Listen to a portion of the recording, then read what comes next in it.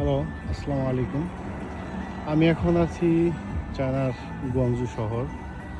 আসলে যে চায়না কেন অন্যান্য দেশ থেকে ৫০ বছর এগিয়ে, আসলে এখানে না আসলে বুঝতে পারবেন না।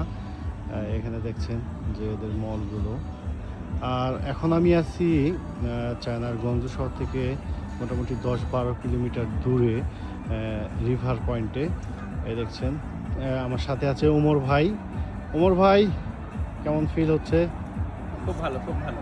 আর এই যে চায়না শহরটা দেখতে পাচ্ছেন, যে চায়না শহর, এই চায়না শহর মানে আসলে দেখলে মনে হয় যে আসলে এরা পৃথিবী থেকে ৫০ বছর এগিয়ে আছে।